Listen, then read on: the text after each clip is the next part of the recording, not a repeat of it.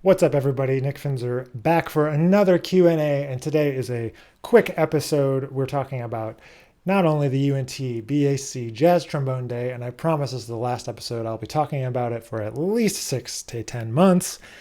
We are talking about practicing the piano, getting your piano chops together. We're talking about mouthpiece development, like should you switch? Should you stay on the same one? Should you go bigger? Should you go smaller? As well as some music promotion tips. So those are the big three questions from today's episode. Thanks for being here, and I hope you have an amazing week, and we will catch you in the next one. What tips do you have for working on piano? Get some students that you need to accompany.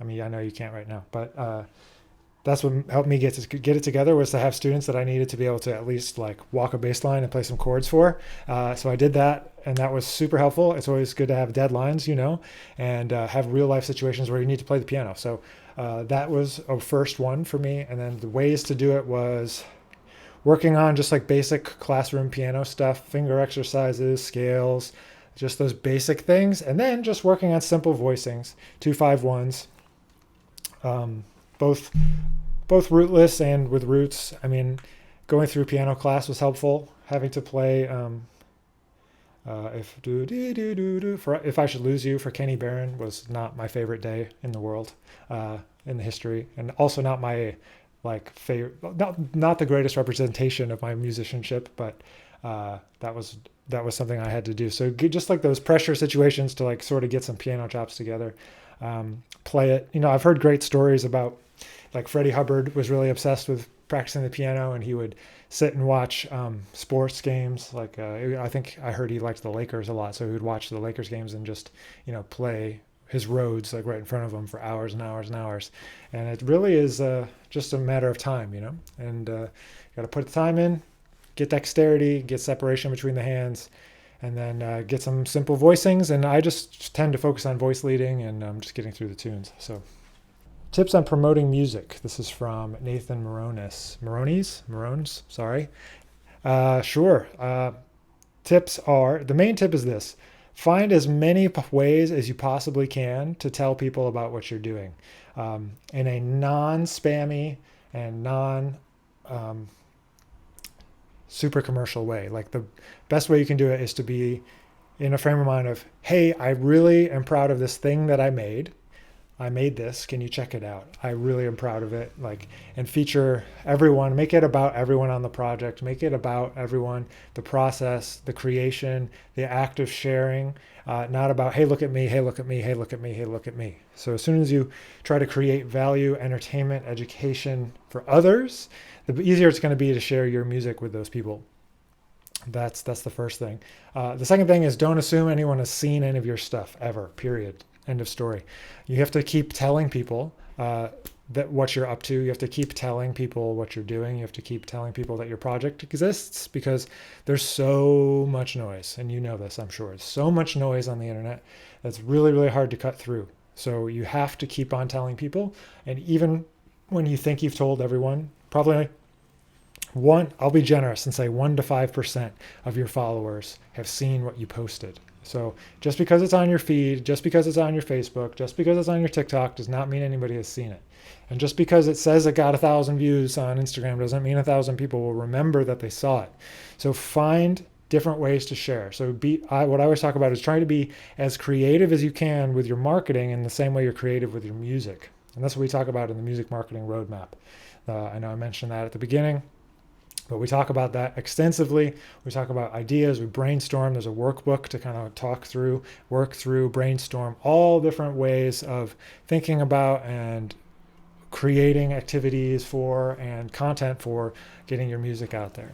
The next tip would be to when you begin thinking about the music, try to think of the bigger theme, the bigger ideas, how you can connect with people around these ideas, how you can engage people around the reason behind your music. Saying these are my favorite tunes and I wanted to record them to make a document is a great framework for getting a project started for us as artists. It's not a great framework for connecting with an audience, right? It's going to connect with and build an audience. You have to think about, from their angle, what is interesting about this project. I always say to artists, like, okay, number one, why should anybody care about this? Why? And if you can't tell me why, if you can't tell me why, then there's probably no chance that anybody else is going to care about it. So take some time to really think. And you don't have to create the music with the story in mind. You can create the story afterward. And by story, I just mean a through line. I just mean ideas that we can coalesce the promotion around, that we can coalesce the promotions around. It's not necessarily that you have to tell literally a story with your music, although that can be a great way to do it too. So there's narrative projects that do well. There's also just projects of just tunes that just do well, but you have to kind of look and figure out what your goals are and align your project with the goals. If you make a super avant-garde record, for example, I'm not going to recommend to you that you go and make a big push for mainstream jazz radio. It just doesn't make any sense, right? So you're going to have to look at the music, look at the theme, look at what's happening, and work backwards from where you want to be at the end of that. So that's usually what I talk about in terms of promoting music. So there was a couple things. I hope that that helps you, Nathan. But pretty much just, you have to remember, you got to keep telling people what you're doing, because most people haven't seen what you've said, no matter how much we think we have. So be as creative with your marketing. Tell people in as many ways as you can, and don't be afraid to be proud of your work and just share your work. That's the best way to promote music in the macro. Obviously, there's more practical, tips or tricks or whatever, but I guess the answer is you can always grow into a mouthpiece. My approach to equipment is maybe different than other people's. You can go with the idea that, you want to have the right tool for the right job to get a characteristic sound or whatever. My experience has led me to go for the sound. And when I say, I see your question here now, with what felt comfortable from scratch. Yeah, I do not necessarily recommend just going with what's comfortable. I did that before, and I've gone to, okay, this is easy to play. And then after a couple of months, it always ends up being bad. It's always, yeah, okay, so Nils is saying that his low end always feels stronger with the bigger mouthpiece, but the high end suffers, which is going to be true at first. You got to find a balance, I think, between the two. I think that you can get a good low range on a small mouthpiece. You just have to work harder. The equipment is never the answer. That's the short answer. I always go, default to it's me. It's not the equipment. A new trombone, a new mouthpiece is not going to fix my fundamental flaws, right? And that's just period, end of story. That's my belief. That when you've exhausted all avenues of practicing, of developing, and you're running into a wall, then okay, maybe that could be something we could talk about switching in terms of the equipment, but I never go to equipment first as the thing to switch. It's the most important thing, I think, is consistency over time, and if sticking with something for long enough to really get comfortable with it. So really, it's important to get that consistency and find a balance and go for the sound, not the comfort, and not, obviously you don't want to hurt yourself, but not for the ease of playing. That's just my philosophy. Some people really like mouthpieces that are easy to play because it feels like they can do more. But for me, if the sound suffers and it's not what's in my head, then it's not inspiring to play. So even if it's more work for me, which is the case with my current setup, it's more work than what I was playing 6 years ago, but it's getting the sound, and it gets easier over time. So just force yourself to kind of figure out what happens to go for the sound you want. But then there's also situations where I've had students that play really large equipment that want that big dark sound, and then they end up hurting themselves because they're trying too hard, they're pushing too hard. So there is a balance. So I'm not trying to push you in one direction or the other, but there's some kind of balance to be found between the going big to bigger equipment or smaller equipment. So just go for the sound. That's what I think. How important is feel when you are playing? Feel is everything, because feel is directly tied to rhythm, and feel is your musical instinct, your musical personality shining through. Like Curtis Fuller and J.J. Johnson could play the exact same phrase, but their feel is totally different, right? Like it's going to feel totally different. It's going to feel like them, especially if you know they're playing super well. So it's everything. So number one, it starts with having, quote unquote, correct rhythm, like strong rhythm, like metronomic rhythm. But then I always pose the question at some point to my students, do you want to just play in time or play the time? And I know I'm saying the same words, but play in time, meaning metronomically correct, or do you want to create the feeling of the time by playing the time?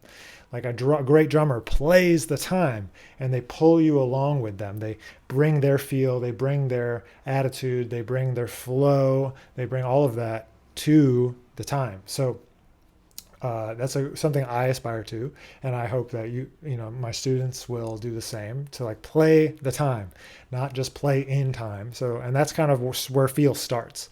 And then to develop feel more, you have to absorb and play along with great musicians. So what would I do? I play along with transcriptions. I play along with records. There's matching JJ, there's matching Curtis, matching Slide Hampton, and then from there, going to, all right, I'm going to play along with the Jazz Messengers, and just, a lot of those old records, you can turn off like half the band, put just the left or just the right. And so it's like, man, just turn on Art Blakey and play along with Art Blakey. That's killing. Like, I can't do it in real life because he's dead, right? So, but on record, I can play along and try to cop some of that feel, man. You got to play along with those people. They inspire you to play with that feel, and it has to be strong. Steve Turre was on me for a long time about the rhythm, about playing the time, about having clear articulation to play the time clearly. All of those things are connected. You can't have one without the other. So I know it's a long answer to your question there, Manuel. But that's it for me. I mean, the feel is the thing. You can get as much vocabulary as you want, and it makes no difference if you've got no feel, no time, no sound. So that's that. Oh man, are you panning that in order to play with them? Yes, that's what I'm saying. Alton, yes, put them on one side and then play along with Art Blakey, or play along with Herbie, or whatever it might be. Turn Curtis off so I can play. I know it's maybe sacrilegious, but it's good. It's a good exercise. Or even just play like right on top of them. I play with the Bud Powell trio a lot. Chick Corea's trio. I just turn that on and try to play along.